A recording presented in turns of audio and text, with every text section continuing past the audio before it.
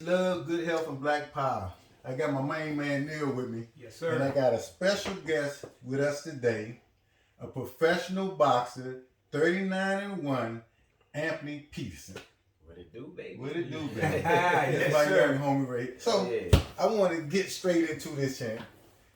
The first time I saw you, you had to be about 67 years old. Yep. Probably about this tall. Yep. And you had a butcher now about the half the size of you. Hey. Walking. That sounds about correct. Yeah. It's crazy because my nickname was Killer because the first thing came out my mouth when you frustrated me. I'm a kid. Yeah. But I was a sweet kid. Yeah. I don't know about that life though. Yeah. And so I remember seeing you walking up and down the street, and I was like, man, come here, let me talk to you. Why you curling? You was like, hey, you ain't trying to trick me because I'm going to put this like on you. I heard about y'all pedophile old jokes.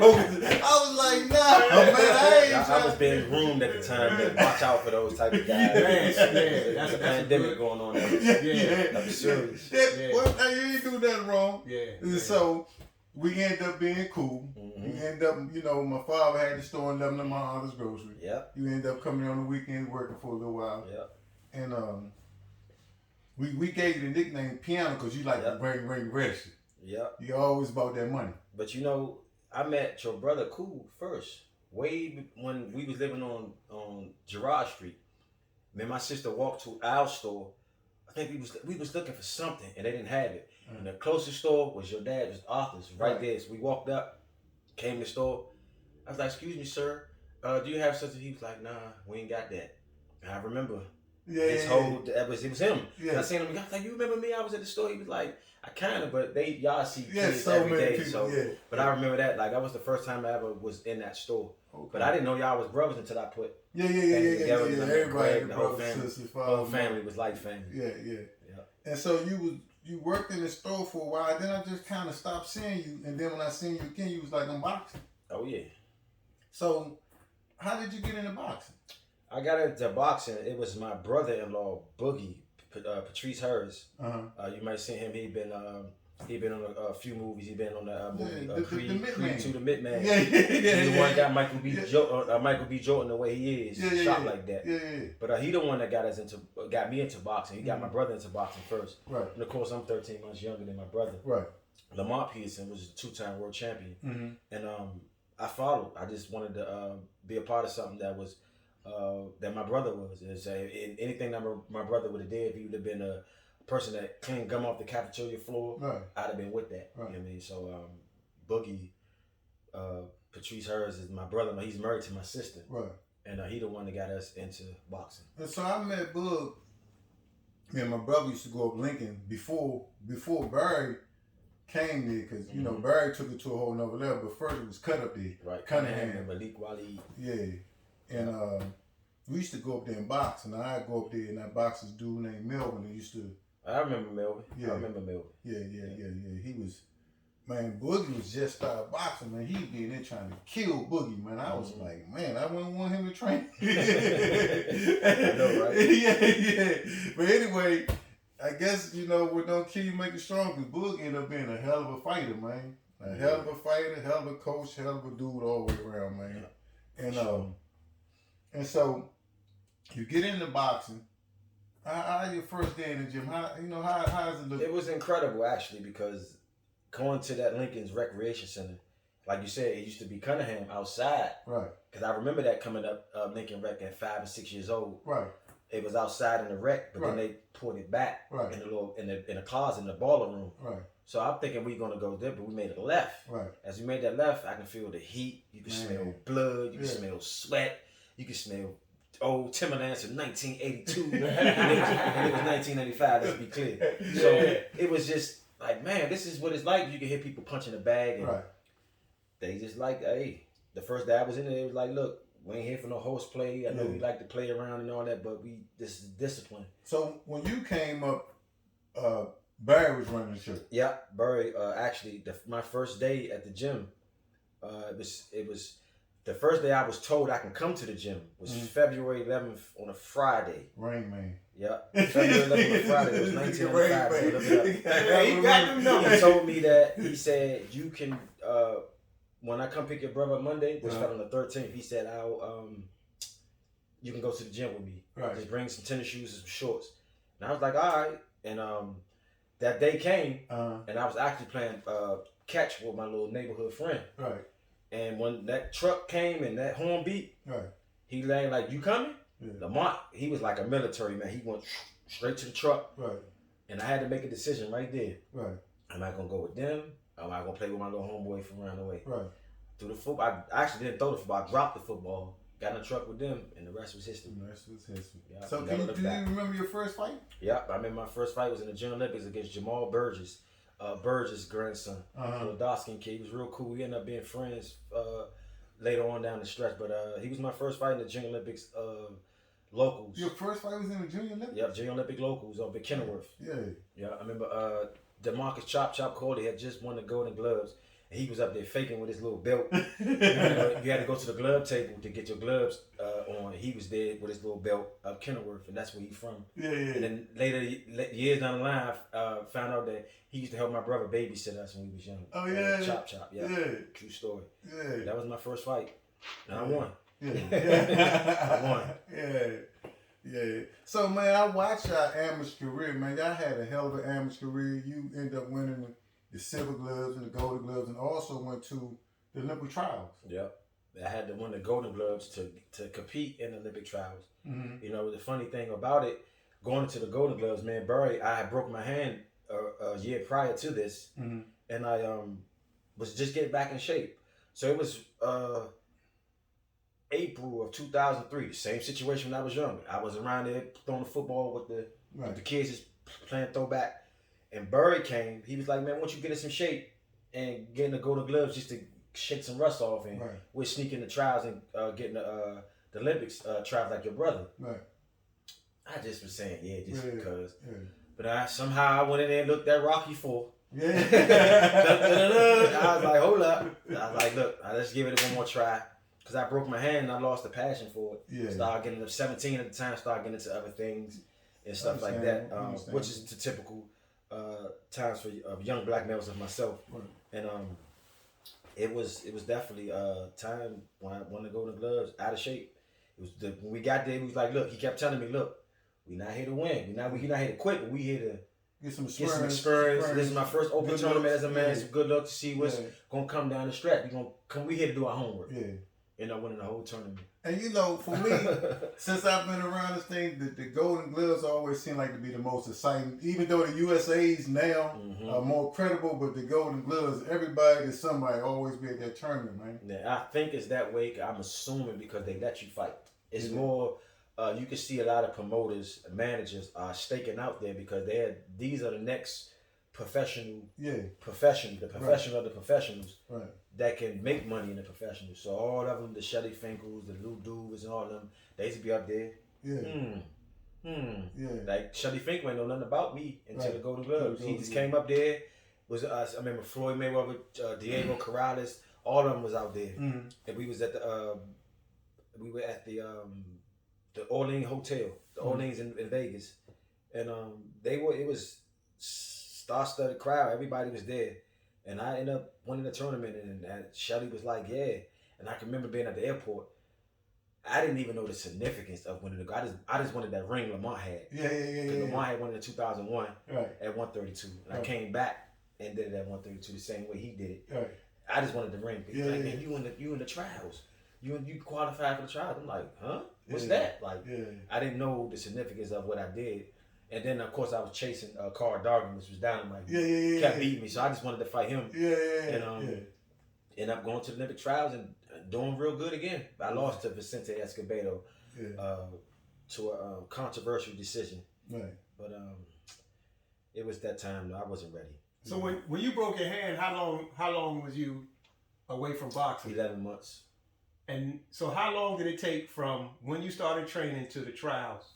I mean, to the first tournament, the Golden Glove. 2 months. Wow. 2 months. And this was your first open? My first open tournament, and it's just off experience. And I was sparring my brother, sparring a lot of guys that was elite. So it was like I was accustomed to top-notch fighting. It was nothing new to me. And I got that grown man package. It was delivered on time. Because went up there, I got hurt every night. Right. Let's be clear. The men was hurting me every night, but the things I went through in the streets, being homeless, foster care, and shelter, those the things that really gave me that grit to bite through. Okay, so before we get into your pro, take me back to your childhood, because every time, you know, when you guys was getting ready to fight on TV, they always go back to your childhood. Was it? Oh yeah, definitely. Was it rough like? Yeah, it was. Looking at it now from an adult, yes, it was rough, but at the time, it was the best time of my life. Huh? Because if you really look at it. Okay, hold on, champ. It was the best time of your life when you homelessness, foster care, shelter was the best times of my life. Trust me, because what child wouldn't want to do what they want to do? Okay. You know what I'm saying? Like it was lawless. You can do whatever you want to do. It wasn't a good thing. Right. But a kid with no laws, you can cuss, you can scratch and scream and kick and flick and go down the street with a butcher knife. Yeah. You know what I'm saying? You know what I mean? It's like it's all good. But then it's like my father, like, hey, with the foster kid, I had the best foster mother in the world. Oh really? And I recently got in contact with her after 19 years, and she thought I forgot about her. With this brain I have, blew her mind. When she seen me fight on TV, she telling people, that was my sons right there. Yeah. They was like, man. Then she showed pictures of her because she, true story. Me and Lamont and Jerry, it was the three that went through foster care system. Mm-hmm. What they were gonna do was take the older brother and take the younger brother, put us together, and take the middle child, which was Lamont, send him to Maryland. Mm-hmm. She called down there the last day, said, you know what? Give me all of them, because it's already worse that you're taking away from their family. But then to take them away from their family, then split them up again. Yeah, that's serious. So she's like, nah, give me all of them, and that would have been a breach in me and Lamont's relationship. But that was all due to her, because she stood up and said, "I take," and she didn't have a room for it, but she did it. And how long you stayed with her? 18 months. We stayed there from February 22nd of 1993 up until September 26th of 1994. God dang, man, Rain Man for real. So let me ask you a question. I don't want to dive too deep, but how did y'all get in that situation? It was a happy home once. I remember going from each room to each room. Brothers playing Bobby Brown, my sisters playing Janet Jackson. It was a happy home. Mm-hmm. My dad was Julius Peterson, which me and him has the best relationship now. Really? Me and my dad, yeah. That's my homie there. He went through a lot. Really? He went through a lot. He was going through drug abuse. Oh, okay. And you know how when you going through drug abuse, you love people, but things you do, your actions, it's a little dim. It doesn't reflect the love that they had for you. Facts. Well said. Of course, the rent wasn't getting paid, and the lights went out. And one day, my sister was in the bathroom because she was scared. She took the camera with her, left it in there, caught on fire. House caught on fire. So we lived in that house for 3 weeks, a burnt down house for 3 weeks. Remember, the neighbors were pitching in, letting us take showers and bringing stuff over. But it started getting to the point where now the landscaping and stuff wasn't getting taken care of, and that made the property value. So people like, look, man, they over there wilding. They got fire coming out, people pitching. It's like a juke joint over there. They caught on fire. So they came, and I remember waking up that morning, boom, boom, boom, boom, boom. Like, man, y'all gotta exit this joint. They ain't come in and move now because everything was burnt. So they was like, y'all gotta leave. And we stayed in the station wagon, 10 of us, for 2 months. Hold on. 10 people in one station wagon. Yes, sir. Yeah. So man, you know, when I first met you, I just always thought it was you and Lamont. How many brothers and sisters? There's 12 of us in all, same mother and father. Man. My mother had 12 babies with no epidural. And facts, side note, she didn't, the last 5 kids that she had, she didn't tell nobody she was having it to the moment she was having it, because she was embarrassed about her recent pregnancies, because nobody never saw my dad. Right. But every time she get pregnant, she have a baby that look just like him. He'll sneak through the window and leave. So my aunties and them like, look, you can't keep letting him get you pregnant. We keep taking care of your kids. And so she even got her tubes tied. Yeah. So Evelyn, which is Evie, she bust through And after that, she just started having kids and kids and kids and kids. I would never make fun of nobody's addiction, but whatever your father was using, he was poking his 12 kids. God damn, bro. Smoking Viagra? Whatever it is, put that in the bottle. 12 kids? Well, same woman. Yep. Okay, couldn't get enough of each other. It's like, I'm lucky to be here because after 10 children, like, we in a double digit now, that's it. Yeah. I'm the 11th child. So they end up having another one. And they have another one. My little sister. And then she had a miscarriage in 1995. The body just couldn't take no more. Yeah. You know, and she was only 115. Yeah. Little lady. You know what I mean? So I can call her right now. Put her on the phone. I guarantee you, y'all think y'all will be talking to a 19-year-old woman right now. And I promise you. And both your parents still living? Both of them still living, laughing, joning, still thinking they got it. Yeah, man, that's a beautiful thing. Wow. And they still together. Yep, still thinking they got it. Man, that's a beautiful thing. That's a beautiful thing. Yeah. So, all them years. Take me through the transition from amateur to pro. Oh, that was a big transition because it was easy because me and my brother, we wanted to turn pro at 15, 16 years old. Yeah. Once we started fighting in the Junior Olympics, and it was a 15, 16 tournament, it was a senior tournament. And we were fighting in the Junior Olympics, and then 1 year later, we see one of the guys that we fought pro in Mexico. We like, man, we want to go pro too. Because we always had this style. Because Bird taught us at a young age, professional fighting.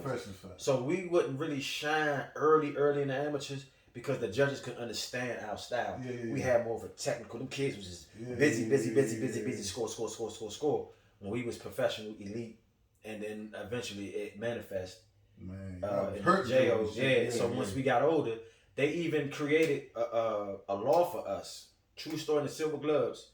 And your son came the next year after that. They even created a division of juniors, novice, and professionals in the lower. Really? Yes, because of us. Because we was going down Augusta, Georgia, and we was called Region 3. We had North Carolina, South Carolina, Alabama, DC, Norfolk, Maryland, and there was another Pennsylvania. We were all in the same region. And we had 6 packs, and they used to call us neutral corner. Because every second we was in that neutral corner. And somebody was getting a count or getting up off that floor. So the parents was like, "Hold, time out. It's not fair.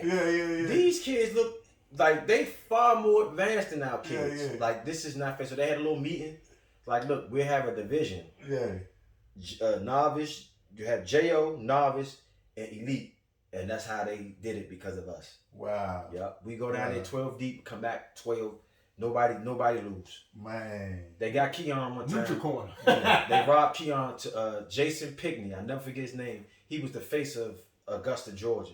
I remember that fight. Keon beat the brakes off. I remember that fight. And they stuck Keon. Matter of fact, I got the tape in the house, but it's on like a little Betamax. Little small Jones. I kept it. I don't know how I'm gonna get it on, but yeah, I got that Jones in the house. Yeah, they nice. So speaking of your crew, who was some of the fighters that you really liked and that you really appreciated their style, how they fought and everything? Your favorite out of the gym?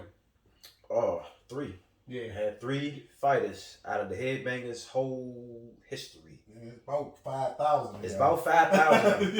I ain't say no disrespect to the Peterson brothers. I like both of them, the big one and the little one. Yeah. But it was 3 that stood out. It was Keon Davis. Yes. I used to call him Blade because he had all our strengths and none of our weaknesses. Yes.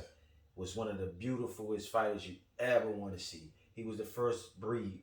He was the first one of the first breed. Yeah. Shawborn Rouse. It was like watching Bruce Lee with boxing gloves on. It was unbelievable. R.J. Tyler. Quick. Yes, sir. It was like watching Terrence Crawford and Floyd Mayweather put together. If y'all get a chance, go on YouTube and watch him. You're going to see Javante Tank Davis and my nephew Patrick and a lot of these elite fighters you see and all going crazy watching this 14-year-old boy in a 15-16 tournament treating these kids like demolishing, like it's nothing. Yeah. And those the 3 that stood out to me. Like I said, it was a lot of fighters that came through that I like. Like I said, I like the Peterson brothers too. But the 3. Yeah. They was different. They was my spell. Those was my ones, and unfortunately, two of them are not with us. Yeah. They passed, and it's one of those things like it's almost inevitable. Something that great can't be around that long. Yeah. You know what I mean? You gotta take it and take advantage of it and shake it out, let the world see it, and up it's gone. You know what I mean? But those are the three for me for sure. So your pro career, man. That's just, you know. September 25th of 04, Roy Jones fought Lynn Johnson that night. We made our professional debuts. I was ready. Yeah. I was ready. I wasn't nervous because Burry let us spar without headgears on prior to these events. When we fought in the Olympic trials in February of 2004, we took like 5 months off of just straight professional training. Techniques and things to do. Not to be like, you can't do what you do with the headgears on, like we call it Billy Goat. Yeah. Like put your head like this, you would get hit, but like that little cushion of the headgear made a big difference that you banging your head against somebody. Right. So those little things we had to look out for. But I was ready. Yeah. I was ready. There's not one time in my life, in my boxing professional career that I thought I couldn't hang with the guys that was champions or who were contenders or whoever. Yeah. I thought I can get with all of them. You know, I knew the timing was everything, experience was everything, but I just couldn't really see myself getting beat by nobody. It just, you know, once you win it, you win it. And I knew once you go pro, you can't go back and image. Nah. And tell me this, you know, another thing. What about the weight and the weight classes? And do you feel like you should have started off at a different weight when you was a pro? And just give me the whole rundown about making weight, because I keep hearing about these fighters. Oh man, that's a great question. A lot of these fighters, they be 170. Like, what's his? I keep forgetting his name. Earl Spence. Earl Spence. He's like heavy, and then he can get down to 147 like it ain't nothing. Yeah, well, he ain't the only one. Because remember when Duran used to be 205 coming down to lightweight, baby. Man. Yeah. So just give us a little rundown about you and the weight you would like. You think you should have came in, and then also making this weight and the whole concept. Oh yeah, having the knowledge that I have now. Going back to September 25th of 2004, I'd have fought featherweight that night. I'd have fought like 126 at max 130 because I knew how to take it off and know how to hydrate. At this time, I was green on taking it off and didn't know nothing about putting it back on. After I just knew to eat. I didn't know nothing about IVs. I didn't know nothing about going to the doctors. I didn't know about getting them nutrients and all that. Losing weight is something that I think that is swept up under the rug that's costing a lot of our fighters fights, costing them their lives after the fact when they're in their 40s and their 50s. They're never the same again because you're taking so much out of yourself. And I've done this 40 times, gentlemen. 40 times I've lost weight and had to bring it back, put the weight back on. And let me tell you, we call it the male period. You know how when females say they period, that's when you want somebody walking around half dead. Yeah. You know, that's not a good thing, but a lot of fighters that you may interested to that fighters get up in weight and they come down in weight. But like I say, a lot of fighters on the East Coast, to me, this is what I see, are not getting the weight back on right. They're unhealthy in that ring. So when they get touched on the chin, you like, damn, they ain't got no chin. What? And he's not healthy in it. And you can see with the Charlos, with Teflimo Lopez, all these guys, they fled to the West Coast with the technology, I think, and I'm just assuming at this point from the statistics that I see, that they're more upgraded. They're advanced, and we're stuck in that Motor City Cobra, Crunk fighting, DC Mumbo Saws, Philadelphia fighting, hard work, dedication. You gotta outwork the next man.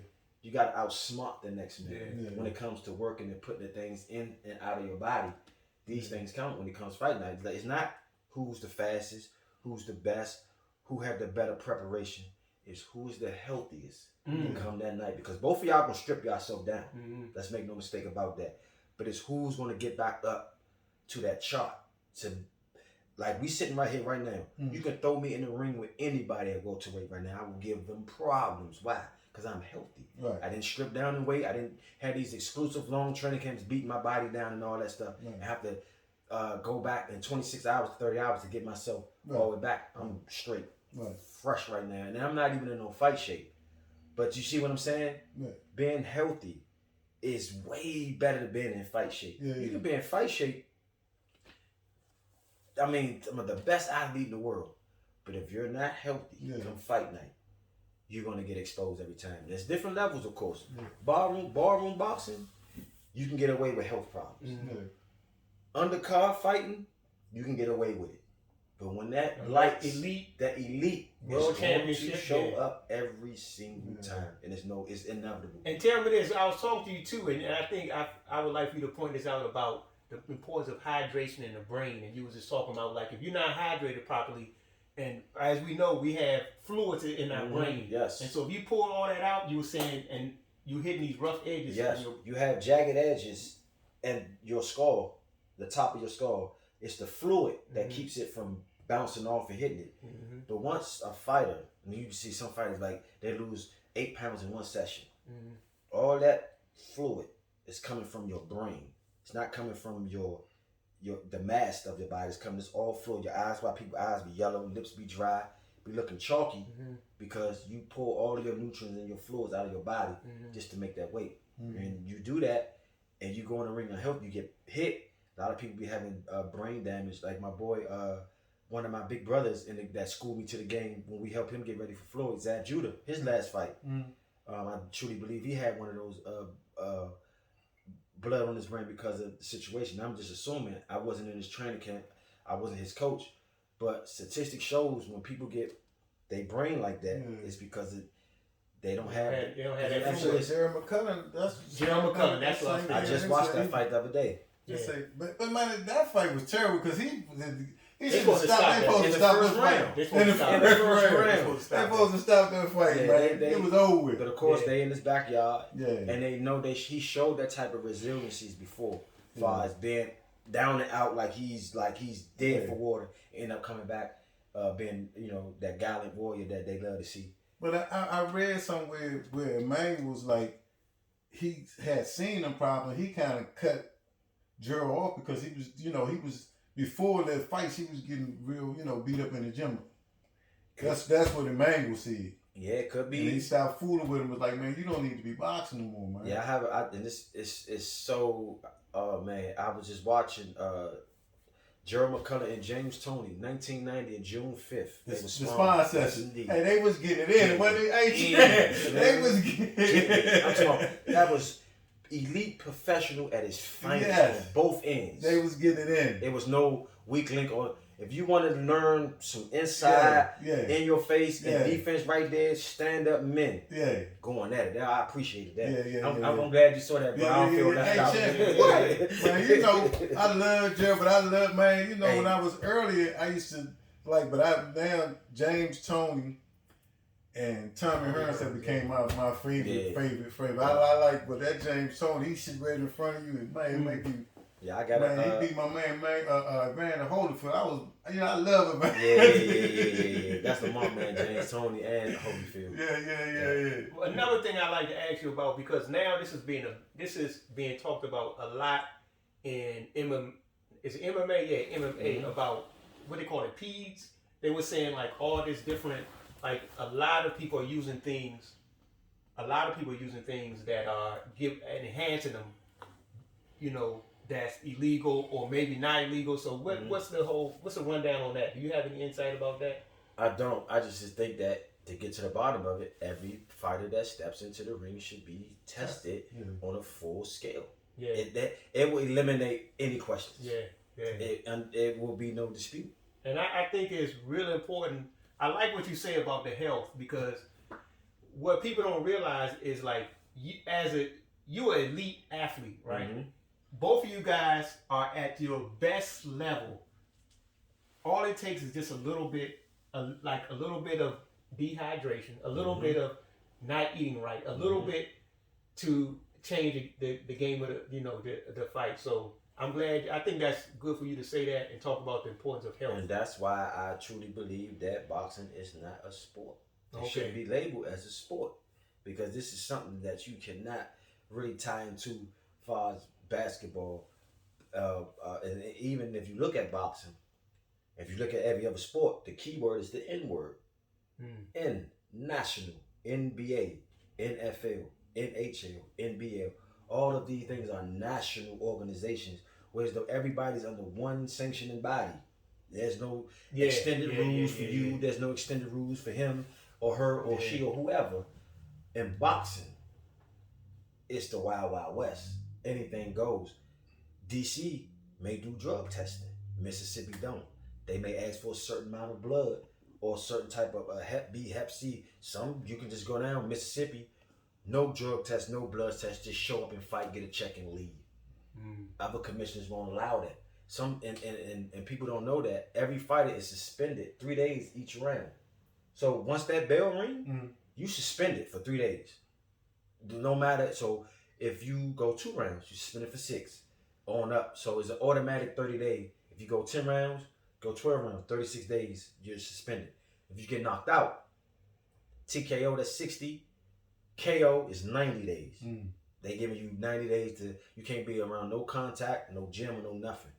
These are the things that boxing had, but see, like I say, NBA, everybody's under one rule. It's under one, yeah. It's a national And they thing. was telling, I read a book about that. They were saying what happened, especially from the old school to the new school, how it changed. It's like a million different belts. And a lot of different, sanctions, a lot of different this, but I'm glad you said that. If it was under one heading, it'd be a lot more. And then you can't have, because Anthony is this way, or because he might give my man a problem, so I want to do weights that. And all this new stuff. Yeah. What you saying is, well, if that was to come back, you would have that era again when it was Ray Leonard, Hearns, Hagler, Duran, and Roberto Benitez. All in one weight class. And they all had to fight each other. They were fighting each other because it wasn't no WBA diamond belt, WBC blue belt, champion at recess. What other I can make up anything. Street light champion, whatever. You know what I mean? So it's too many champions for me. And with your insight, this is another thing I talk to people about. How would you do the weight class? Would you do it that you weigh in the same night you fight? Would you do it like, how would you do it? Because I know back in the day, I think they weighed in the same night of the fight, right? How would you do the weight class? Because now somebody could be 170 and then walk around 170, make weight, and then get in the ring 20 pounds heavy. How would you do it? I would go about it like the IBF do. I like how they do it. Because my brother, Lamont Peterson, was the IBF champion. I watched how they operate. You weigh in at night. Once you weigh in, you got to weigh in the morning again. But you only got 10 pounds. You come in 10 pounds overweight, you got to lose that. So that restrict you from blossoming all the way up. Like when Terrio Gotti fought Joey Gamage. That was a crime to humanity. That man was 21 pounds bigger than him in that fight. It was a lightweight versus the middleweight. And he hit him, and you can see the results. As soon as he hit this man, it was unfair. It was no competition. The man laid out, and his family had to watch him like he almost took his last breaths. You know what I mean? So that's how I would go about it. Like the weighing in and making sure that the health of these fighters, because we don't know what it's going to be like in their 40s and their 50s. Are they going to live a regular, comfortable life? Are they going to have to, when they sit down, were they able to be comfortable? Like, do I have to keep doing this and have to make adjustments to their body and stuff like that? Or have to close their eyes for 20 seconds just to see, not to see different spots and stops and all that. Oh, man, that's a real, Or sit across from y'all and be, because, punch drunk. That's every day, bro. And I think one thing for me, what I appreciate about talking to you, as with 30-something fights, like you seem, well, not just seem, you sharp as a tack. I can see your intellect is quick, you're intelligent, and so it's good to see, because I see a lot of dudes walking around and they not, that's my pops. They're slow. My pops he responsible for all that. My father used to always say, "Don't be a smart dummy." He like, you be smart, you know what I mean? In a certain way you smart, but you just do dumb things. You know what I mean? And he always said it, and he always made sense of things, and how he broke things down is almost like my daddy was I'm a junior high school dropout. My daddy was a junior high school dropout. A lot of people are like, well, I dropped out of high school. I dropped out of junior high school. You know what I mean? And like I said, I was a lot of things that my peers went through far as capping gowns and prom dates and this and that. I was in the gym. I literally in Lincoln Rec. I was training under my prom. They were up there dancing to Cisco. My life was incomplete, and I'm down that jump grinding. Yeah. Wow. And they up there having a ball. But I understood that what I want is not seasonal. You know what I mean? This is a one-time thing. Is you have a gap, a window to get it. What they're doing right now, they can do that when they're 90. You can do that when you're 80, 60, 30. I'm 36 now. I can do that if I want to. Man. But at that time, at 14 years old, it was teaching us how to sacrifice something like that. And trust me, when I went to school the next day, they man, you had your girl like this, man. You was married her, man. I was like this, man. Yeah. But then, 8 years later, true story. One of my homeboys that was at that prom, him and this girl was going through something. Yeah. She was in there flicking the channel. He was in there in the kitchen doing something. And I have a signature when I punch. I go, pop, pop, pop, pop. So she flicked the channel. Some go, pop, pop. He say, turn that back. That sound like my man. Turn it, and that was me. And he was like, that's my man I went to school with. Woo, woo. Just telling them, they was down there training the prom. And their relationship that night became tighter from just for real, you know him, like, woo. And then they just, and that's one of the stories that stick out to me the most. Because he told it so passionate. He was so happy to see somebody that, you know, just to throw up dirt together, play hide go seek with Freaky Friday, you know what I mean, all that type of stuff. Finally get to see somebody that you know doing what they say they want to do and was actually applying these things in school, and then boom. Okay, I got a couple of questions for you. I'll let you get out of here, Chan. What do you think about social media in boxing? What's your? It all depends on what you want and what you're looking for. Okay. If you want the likes and views, and if you're a fighter, that's what this generation is catering to now. Likes and views, because now fighters are starting about to get paid off of streaming. Right. How much do you stream? That's how much you're gonna get paid. Right. Because now it's like social media is the new playground of payday. Right. You know what I mean? And it all on how you spend it. Right. If you want to be on there to exploit drugs and do all that, that's your prerogative. You can do what you want to do, but I recommend you not to do it, especially if you're a fighter that's coming up. And there's certain things that you can't post on social media. If you're a parent, if you're an athlete, if you're whatever you are, you can't, certain things you just can't do. Right. You know what I mean? I know you can do whatever you want to do, but if you're trying to get to where you're trying to get, that's just going to hold you up and make it seem like somebody may see, and this I'm speaking on my experience, post something on Instagram, and they may see this and be like, oh, nah, I don't want to do business with that because the way you're going about it. Right. This really happened to me. Right. You know what I mean? Like, really put my career like on the downside because of what I was posting. Right. You know what I mean? So you got to be careful what you post. And it was nothing negative. Okay. You know what I mean? Well, if you are defending and speaking up for black people, it's considered negative. Right. Oh, wow. I mean? Yeah. Serious like that. But if I was on there saying how fat this girl was at the club. Wow. Wow. And that's why it's hard to sell a fighter like myself. Because first of all, I don't have no baby mama drama. Don't have no kids around here in Woodlock. I don't have no PO officer that I got to check in with. I had no tax agency chasing me. I'm not in no clubs, no strip clubs. I don't do drugs. I don't drink. I don't have a variety of women parading around me. So it's hard to sell. Because none of that telling me that by living this decadent life, this type of basically negative life, that's what they want? Yes. They don't want you to be talking about, hey, we need to be doing this. That's bad for business. We need to stop drinking. We need to... That's bad for business. We need to be healthy. Wow. That's bad for business. Because what's going to happen when they get up a young black athlete money?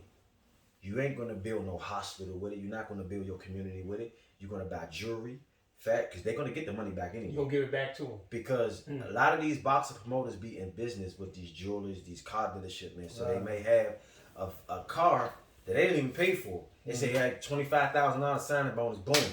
They maybe only paid like $10,000. They're going to pay that back in stipends. Like, they're not going to get a whole $10,000 up. But they telling you that it's $25,000 and you thinking that it's worth $25,000, and it may be worth it. They didn't pay for $25. So they getting off of these things. So it's a lot with that. But that's a whole different conversation with marketing and advertising yourself. And if I was to go on social media right now and cop guns and for a whole week do some of the negative things you ever see, my likes and views will go through the roof, bro. Through the roof. And that's just the reality of it. Either you with it or you not. Okay, we ain't with that. Yeah. So I got to ask you one last question before I let you get out here. You haven't fought in a minute. Mm-hmm. I know you say you change coaches and promoters and all that stuff. Yep. What are you doing in the meantime to take care of yourself? Just helping other people with their goals. A lot of people have goals that they want, as far as like how they want their body to look, or some people want to just be in the presence of a professional boxer, not only just to learn how to fight, but just to say, yes, I was in the presence of this person, just to hear my intellect, just to feed off my energy. But just helping people out with personal training, dieting, and but if I had it my way, I would overthrow boxing. I would throw over everything. If I was to get paid and not like buku money just to survive, if I can go on these street corners every day and teach these young black men how to be masculine, how to be a true black person, that would be my job. Man. You know what I mean? If I had it my way, just like when before I came here, I just did a test on 14th Street, called a couple of guys that I knew from back then. I need y'all help. I need y'all to bring some of these youth out here because they too young to be unhealthy. You know what I mean? And we got to take this back for us. You know what I mean? So that's why I come in. I'm not saying this is going to change the world, but it's a start. Man, you got to that's where it started, on the corner. And like I said, if I had it my way, and I have endless videos and pictures to prove, not just for street credit or just somebody that sees smiling in my face saying, oh, he's cool. I really care about homeless people, dope addicted people, people that's just out here just stranded. It hurts my soul that I just jogged past Columbia Road, 7-Eleven, and there was a woman out there laid out on the floor. A black woman laid out. Nobody said nothing. Nobody did nothing. It was just like, okay, well, she had the same time of the day as me, or she made her own decisions or whatever. But that ain't the point. You know what I mean? The point is, man, how long do we allow this to happen? You know what I mean? Like, I have videos in my phone driving around to predominantly black neighborhoods, watching how is it at a Chinese, Arab, all these different type of nationality stores on the block. That's why I used to love your pop's store so much. Like, bro, this is it. Right here. I was born and raised. Right here. Right here. When I was hungry, I didn't have no money. Guess where I went? Facts. I have great memories of every Saturday and Sunday. I come over there.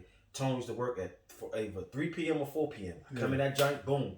If I ain't there, he had a $5 waiting for me. His mother or the pops or Cool or my man Rob. What's my man Buck? All the brothers. When they saw me, they knew, look out for him. It wasn't because they thought I was going to be a world champion. They going to make money on me just because I was a kid. I didn't even know you was boxing. I was a good kid. I didn't want to get stabbed. That's amazing. That's genuine, you know, and I want to appreciate that too because I remember everything. Because I could have been doing anything else. Being a courier for a drug dealer for that little $5. Because that $5 was a lot to a 12-year-old, especially back then. Could have got some curry out, some jujubes, some juice, all that. That'll last me the whole day. And I was getting that every day. Wow. You know what I mean? So that was something that, and like I said, when you told me to come, man, I'm like, bro, anytime, bro, that's nothing, bro. Like, whatever. Even after this, if you do more, man, we gonna for your black intellect, man. Like I say, it's times where strictly we ain't got to talk about boxing. Boxing is only 5% of what you know. Because I actually I despise boxing because I'm very unconfrontational. I don't like hitting people. I don't like people hitting me. I don't like seeing people get hit. If I can see people smiling and dancing and laughing for the rest of my life, that's good enough for you. I don't need no mansion or none of that. You know, we lied a little bit. Tone said this is the last thing, and I just wanted to ask you this: how did being boxing help you in your overall life? What did it? What lessons? What did it do to help your discipline? Man, Discipline.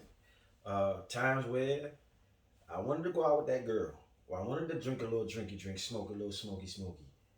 But you got this tournament coming up. You got this boy that's going, and even in that gym when we was raised, you come in that joint slipping, it's gonna show. So I had no time to really do those things to really alter myself into a life where as though, and I was no perfect child. Let's make that clear. But that boxing helped me keep tunnel vision to the roots, and especially meeting different people.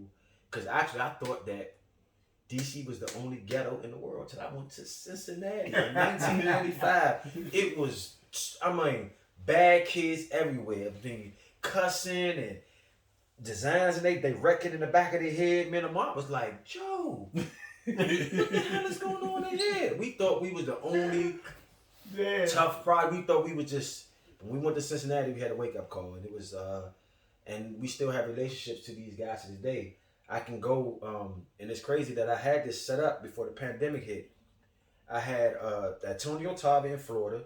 I had Charlie Hadley in Texas. I had Devin Alexander in St. Louis. The DeVere brothers in Flint, Michigan.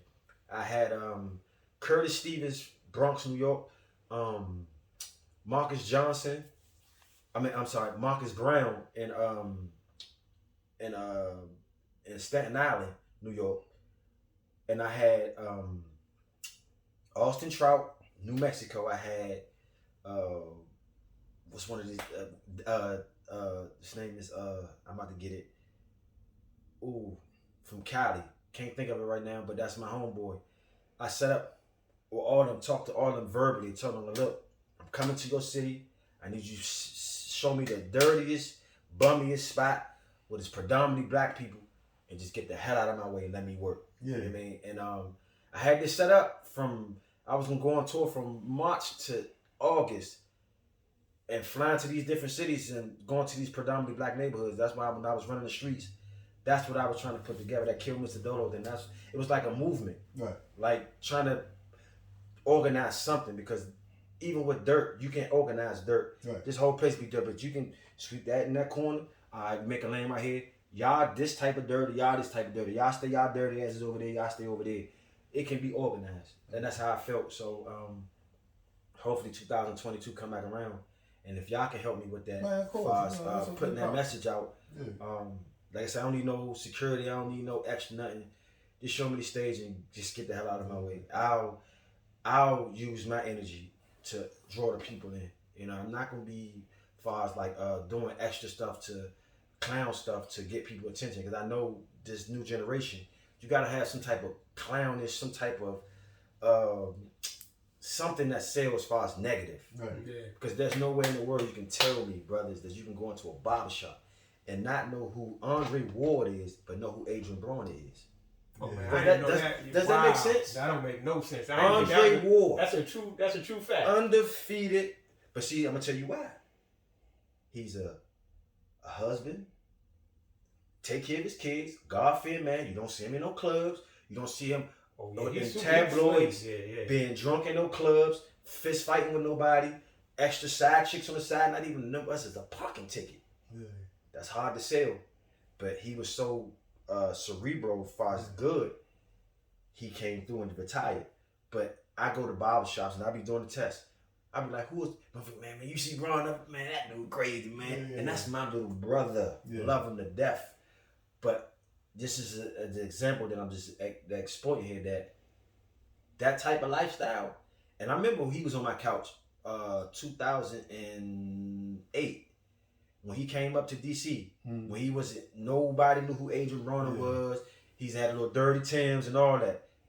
But Shawty went, I remember he told us, he said, look, this is what I want. I want that celebrity life. I want that Hollywood.